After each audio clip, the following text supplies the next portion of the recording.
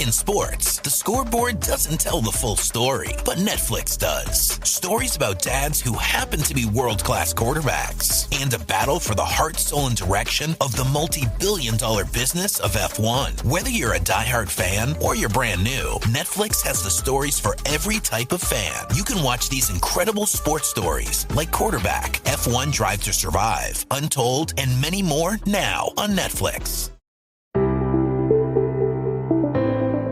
Hello and welcome to a new podcast, The Paddock and the Pavilion with Stephen Wallace. In each show, Stephen will interview someone connected to the world of horse racing or cricket. Hello and welcome to The Paddock and the Pavilion for another one of our midweek episodes. Before introducing today's guest, I'm after a couple of favours from you. Firstly, it would be a great help if you could rate and review the show on the podcast outlets to drive up more interest in the show. Hopefully it will be favourable. Also, at the beginning of April, ahead of the Grand National, Richard Pittman is back to answer your questions about the famous race. Drop me a line by direct messaging me via Facebook or Twitter at the Pad and Pav. I look forward to hearing from you all around the globe. Now for today's podcast, we are back in the Pavilion with Nottinghamshire County Cricket Club's young wicketkeeper Tom Moores. Tom is fresh from playing franchise cricket this winter for the Jaffna Stallions and the Bangla Tigers.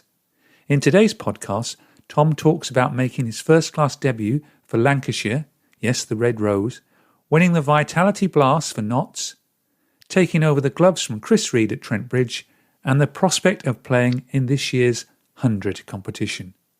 Don't forget to rate and review the podcast and send in those questions. Enjoy today's podcast. Hello, Tom. Welcome to the Paddock and the Pavilion. Thank you. Thank you very much for having me. Well, it's very good to have you on the show. You're fresh from training at Trent Bridge today. How's it going? Yeah, really good, actually. Just building up, obviously, to the season, which isn't too far. We've got first practice game in 3 weeks, I think. So it's come around pretty quickly. And yeah, it's just nice. We're in the outdoor tent, working hard in there. It's great practice. It's very, it's England conditions. What the ball does actually, I think we worked out today that it was pretty overcast today and pretty cold and damp, and the ball was, was doing quite a lot in there. So great practice, great facility to work on. And then when it's obviously sunny as well, last week there were nice wickets to bat on. So it's providing, all sorts of practice, which is great for the lads. And everyone's just working really hard, getting ready for that first practice game, and then hopefully a big year ahead, a big season coming up. So even in a tent, when it's overcast outside, there is some reaction to the ball. We think so, yeah. We're putting it down to that. The wickets are fairly new. We haven't, we've been in the tent now for a week, so the wickets aren't exactly. And there's a lot of pitches prepared in there. But today, last week we had great weather and it was really sunny, and the wickets. There was enough there. There's a bit in there for the bowlers, but there were fairly nice wickets to bat on, and I'd say they were fairly flat and nice pitches for batters. But today, a bit more overcast, a bit more gloomy, dark. You'd have probably gone off in a game for bad light, and then the ball zipped around a bit more and swung and moved off the seam. So it was great practice. So we're putting it down to the overcast conditions.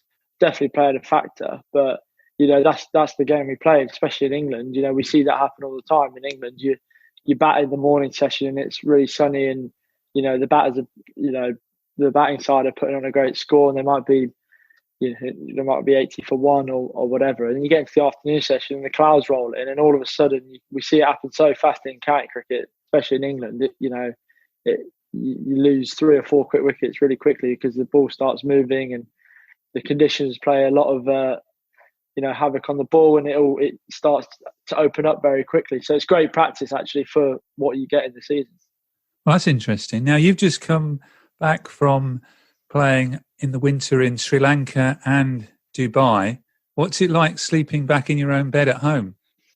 Yeah, it's really nice. It's obviously, going there is great, and overseas tours and different teams and different players and getting involved in that is brilliant. But yeah, obviously there's nothing like your own bed and being at home and home comforts and stuff like that. So yeah, I love both of the trips. Learned a huge amount, and it was another great experience to go play some franchise cricket overseas. But ready to kick on now for Notts and work hard, and what will be a big start to our Red Bull season.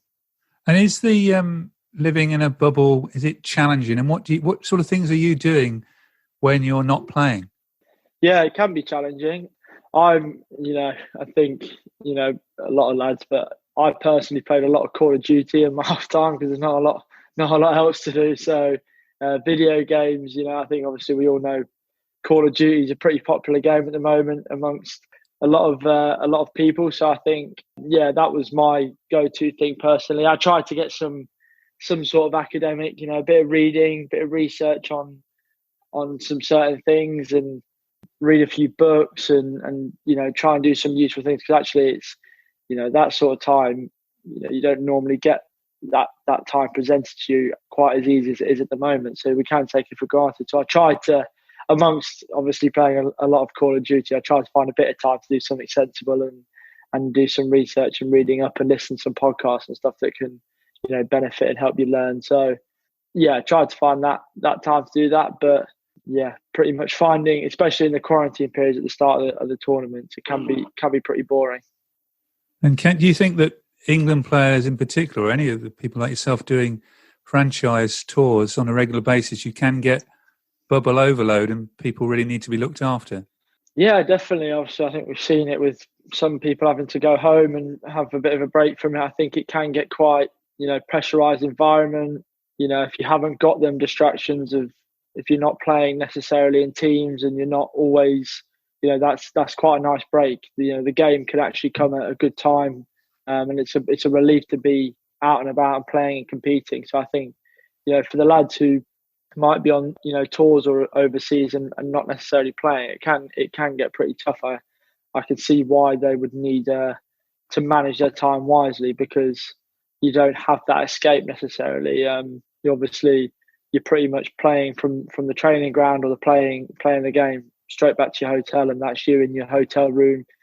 Tend to be on floors, so obviously your team's on a certain floor, but even still, you're pretty much restricted to your room, or maybe a walk down the corridor, or depending on how strict the bubble is or the testing facilities they've got, you might be allowed into your mate's room and stuff like that. But it is very strict, and they have to be careful, and we obviously know why. And as players, we respect that, and you have to respect the rules and do it right. And we're really thankful that we can just be playing cricket in such a tough time.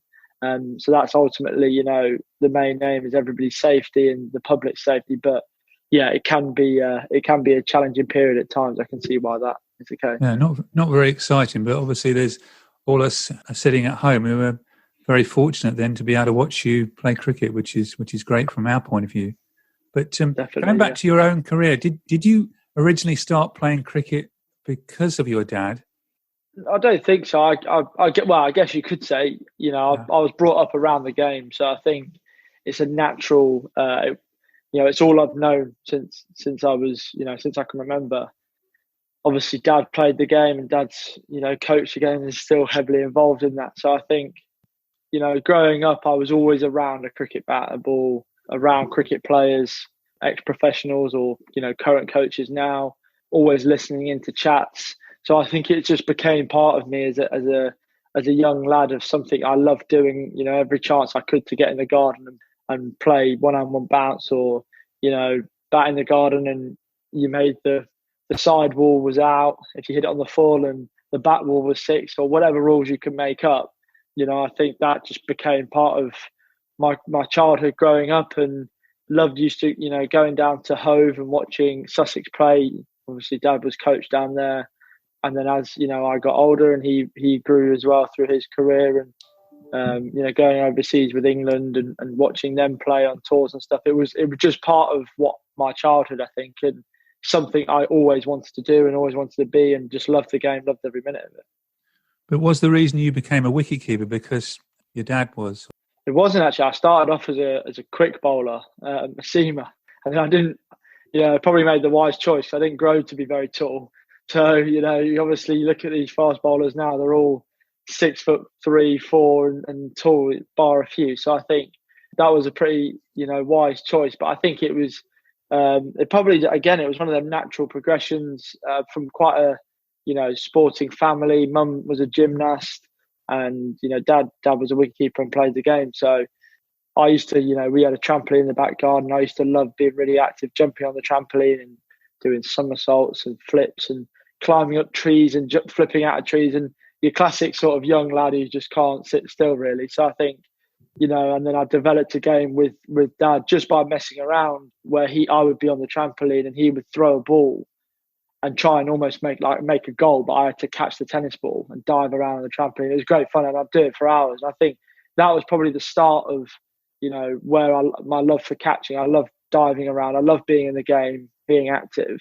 And I think then it would have been an age group game or a young game or a club game where the opportunity arose, came up where I could take the gloves, and I did.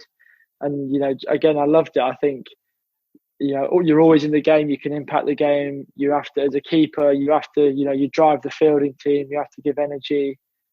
Every ball's a different event. And you just, no game's the same. You don't know what you're going to get. You can't prepare for anything. You've just got to, it's based on pure reactions and ability to, stay relaxed and have good technique and stuff like that. So yeah, I think that's probably where it came from. Probably came from the trampoline when I was a kid, taking one-handed catches with dad in the garden.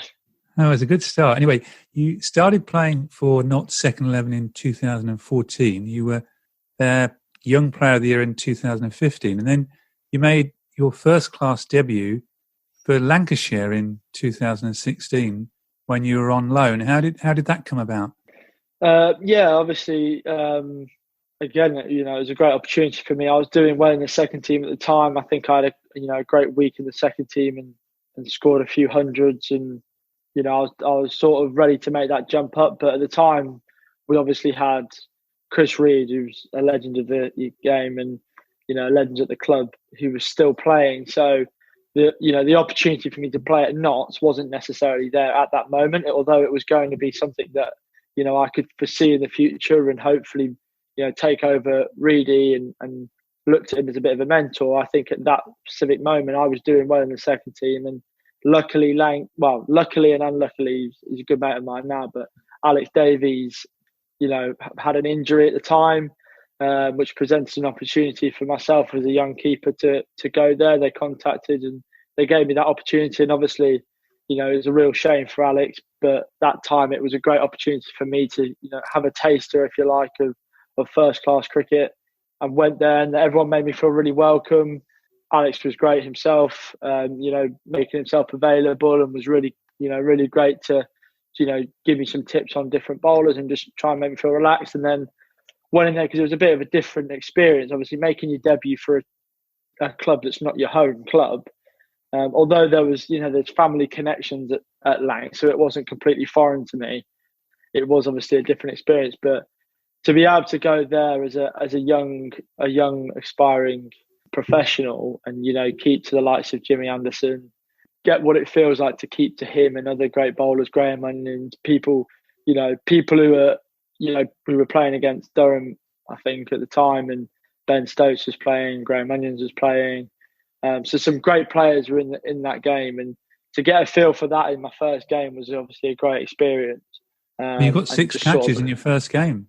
Yeah, exactly, which was lovely, which was great, because I sort of came into it and it was all action from the word go, and that was obviously I was really nervous going into that, looking at the bowling attack, and you've got Jimmy Anderson in there and you're thinking you've never kept to anyone like him before. Although I'd kept to Broady at Notts, you're still thinking you haven't kept, who Jim, watch Jimmy on TV, you watch him take all these wickets, and you almost know as well that he's going to create a chance. So at some stage he's going to find the edge of the bat, and at some stage you're going to have to do something. So that's we know that's a given with him. So I think it was just a case of being ready every ball, and actually it was one of those days and moments I just loved every minute of it and couldn't get enough of it. And it was a great experience of for me to take back to Notts and kick on when I got the chance at Notts. And then the same season, when you went back to Notts, you made your first class debut for Notts against Yorkshire at Scarborough, but you were playing as a batsman. Yeah, so I think, obviously I'd done well in a few, like I said, second team games. I'd gone to Lancs and I'd done okay there as well. I'd, proven to be doing quite well with the gloves and maybe got a couple of starts and stuff like that. And then I think a couple of batters, for whatever reason, weren't available for Notts. So I was sort of the next cab off the rank and got the nod from Notts, which was obviously a great moment. And again, that was another big move for me. I think I was debuting for Notts and I was batting at 3, so it's quite a high position for myself at the time. At Scarborough, which is renowned to do a bit, and against Tim Bresnan, side bottom, obviously a left-arm bowler, very good to left-handers.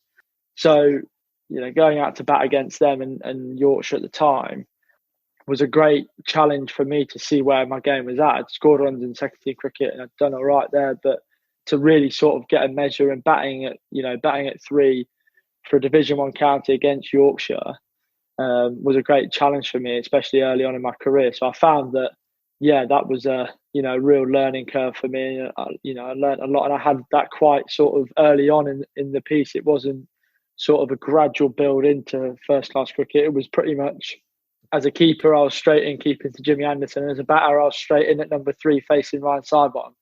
So I think that's it's about as good as you can get it, really. So I think I was really lucky to have that, and it set me up in good stead moving forward for any other sort of challenges the game was going to present. And then the following season, you're then established in the T20 side, and the Notts Outlaws won the Vitality Blast. That must have been special for a 21-year-old. Yeah, definitely. Obviously, it went, even better the following year. They decided he was going to retire from the T20 and the white ball, and give me the opportunity, and he was going to stay around and almost be like a mentor and coach me through that tournament.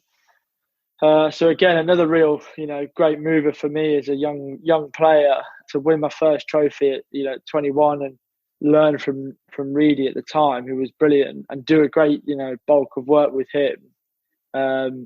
It was great because he was almost like a great sounding board for me. Somebody who knew the bowlers in that team, had kept to Samit Patel, Jake Ball, Luke Fletcher, Harry Gunn. He had kept to them for years. And I think, for me going in there as a, quite fresh-faced young guy who wanted to do well, he was a great, gave me some real good tips on what to look out for, what normally happens and stuff like that, and worked really hard with him and sort of improved my keeping a lot in that period.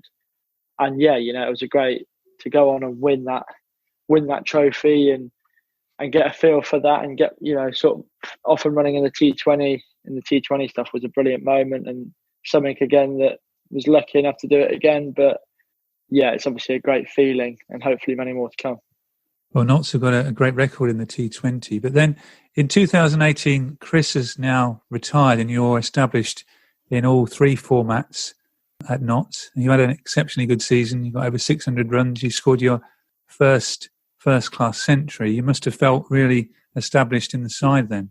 Yeah, like I said, everything was just going from strength to strength, really. I was just I was loving playing first-class cricket, playing T20 cricket, playing white ball cricket, and I just felt really free and, at ease and playing my natural game, and, really felt like it was a nice feeling for me because especially taking over from someone like Chris, who's, such big boots to fill, in that first year, being able to sort of go unnoticed, if you like, and contribute to some wins and provide with gloves and bat was a really good thing for me and probably for the club as well. So I knew you're never going to fill those shoes, and I was never going to be a Chris Reed. That wasn't going to happen, and I didn't sort of put that expectation on myself either. Although it's very easy to, I was set out my goal and still have to be Tom Moores and play my own way and make my own stamp on the game and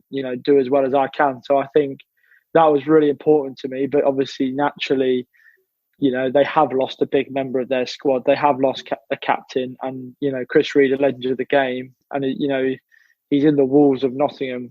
He is part of that club, and he was the centre of it. So I think that was a huge loss to the club. And I tried not to bear the weight of that and think that I've got to step up and instantly be Chris Reed, because obviously that was never gonna happen. So that was a great year, to get Player of the Year that year in what was quite an important year for me. It was a real nice feeling, and yeah, it was just a great confidence booster going into what was, my first full year, I guess, of professional cricket in all three formats, taking over the gloves at Notts and being the number one, keeper in all three formats was a really nice year.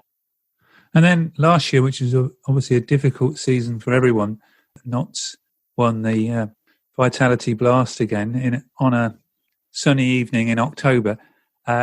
What makes Notts such a good T20 outfit? Yeah, I think obviously we've just got all bases covered. I think, we've got a very, high ceiling as a squad. You look at the sort of calibre of player that's in the squad.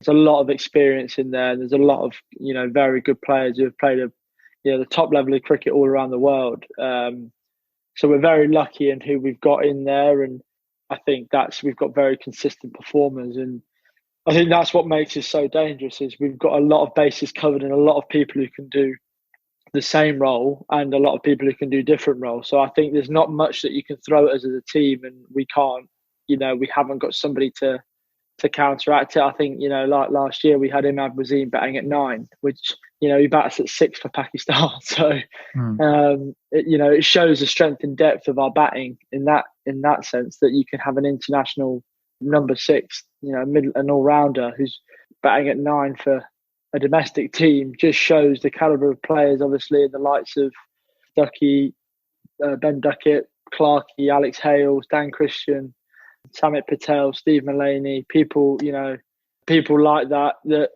add real strength and strength to the team. And like you said, and that's not even touching on the bowling. I was going to say that your skipper is especially good at T20 as well. He won the Big Bash with the Sydney Sixers as well, didn't he? This is Dan Christian. Yeah. I think he's got 9 T20 trophies or something like that under his belt. So he's got a fairly steady record. But yeah, so I mean, we've obviously, and we've won it last year without Harry Gurney as well. He was a massive, asset to our side, and we've seen him around the world, played IPL, played for England, played the Big Bash and won it. So, hopefully lucky enough to have him back this year. He'll only add strength to our squad. But yeah, I just think we have a lot of weapons and a lot of very good players that can step up at different times and deliver under pressure, which is nice. Keeping on the franchise theme, we mentioned earlier that you've been playing for the Jaffna Stallions and the Bangla Tigers in Dubai. One of the people you worked with in Sri Lanka is Harry Verheesen, who's a mutual friend of both of us. What was it like working with Harry at the Jaffna Stallions? Yeah, Harry was great. He was the glue for the Jaffna Stallions. I think without him, it would have been a lot harder. But he was under a lot of pressure to deliver and in a tough time. And I think Harry did a great job in getting the mix of organisation and organising all the players and also being there for the players personally as well. I think even if it's just a chat, just to in pretty tough times, if Harry could make your day better and put a smile on your face, he would do so. So I've a lot of respect for Harry. He was great. He made me laugh many a times, and he was great fun to work with. Well, you won the trophy there in the Lanka Premier League, and in Dubai you were playing in the T10 competition. Now that is something else. Nicholas Poran, I just wrote down here, got 89 in 26 balls. Chris Gale got 84 in 22 balls. And then some guy called Tom Moores, he got a 39 off 21 balls and a 38 off 12 balls.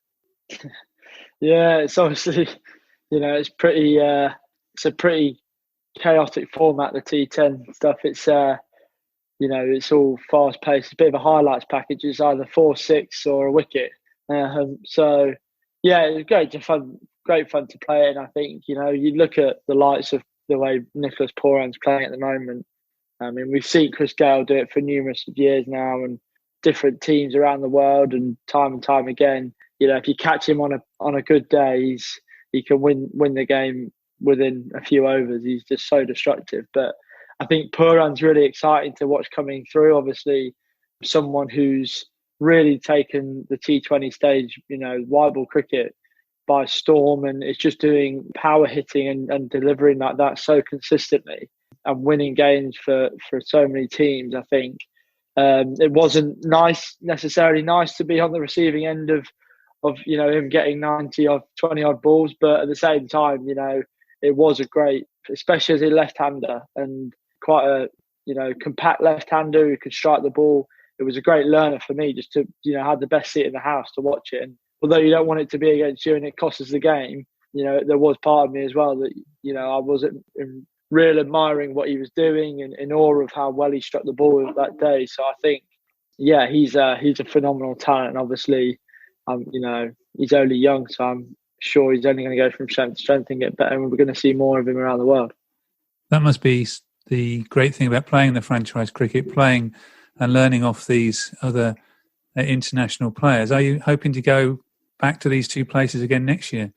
Yeah, definitely. Hopefully. It's my first time at Jaffna, so hopefully be able to, get an opportunity to go back there if it, it fits with the schedule and stuff like that. And, I had a great time. Made some great mates. And, obviously it was a lovely franchise to be a part of. And same goes with the Bangla Tigers. I've done a couple of seasons there now with them. And, thankfully for them, they obviously retained me in this year as well and showed some loyalty to that side, which was really nice to go back somewhere that you know the coaches, I knew the owners, and it gives you a real sense of that you can, you become part of a family. I think you become part of something, it's not just you're putting a shirt on for a period of time and then it's, goes back into the garage, you never see it again, or, it just becomes part of you, I think, and it becomes a team that you actually really, you support and you want to do well. And I think that's the great thing about, hopefully doing well. And also franchise cricket is, if teams can build a team, you look at some really successful teams in franchise cricket, they've managed to build a real core squad, I think, of players who tend to stay around. And take a look at Mumbai Indians, their teams, bar the odd few changes here and there, it rarely changes that much. And they've got their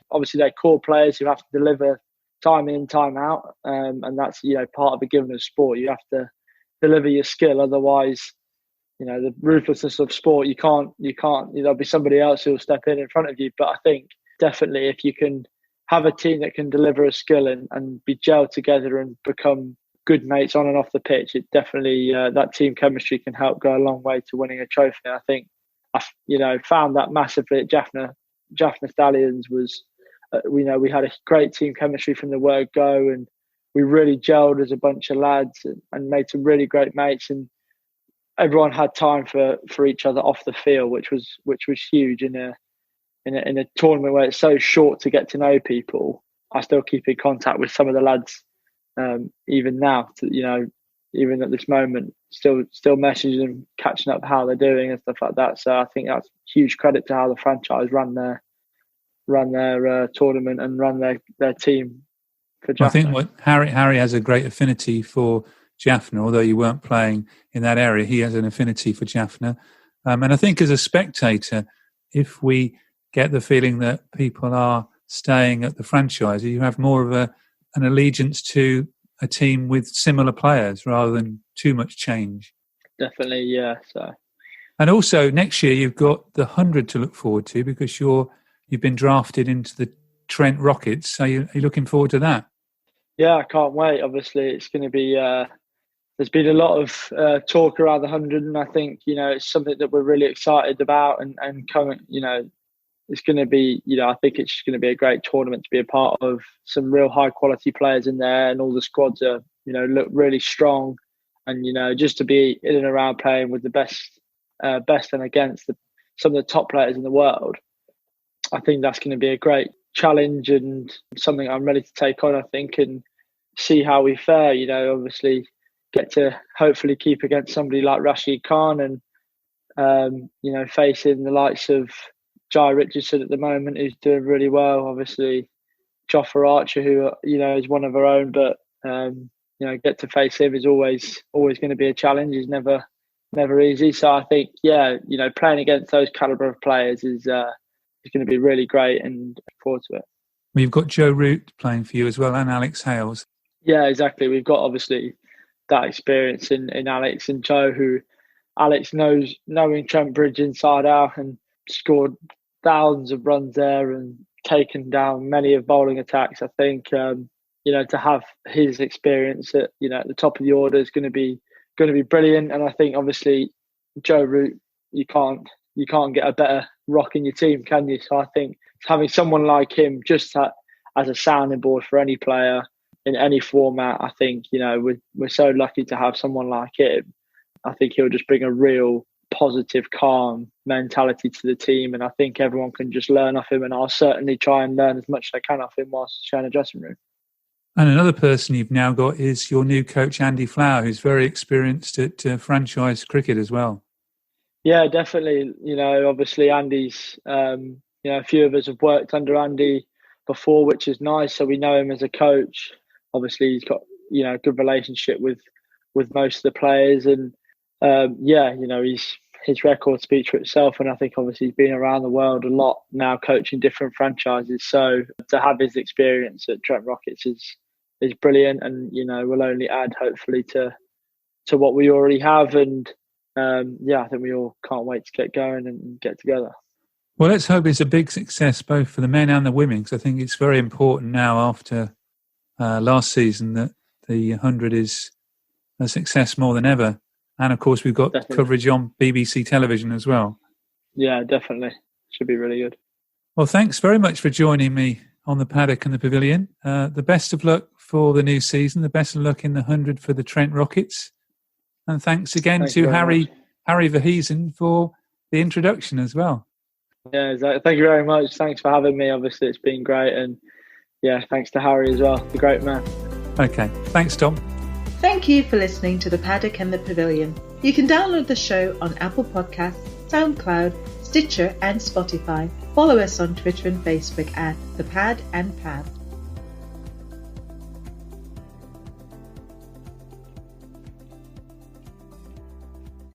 Sports Social Podcast Network.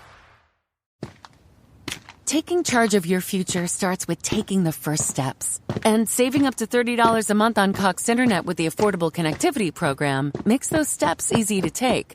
Whether they bring you to click upload on your first short film or join now for an online book club. Applying is easy. See if you qualify at cox.com/ACP. Non-transferable one per household application and eligibility decisions are made by the FCC.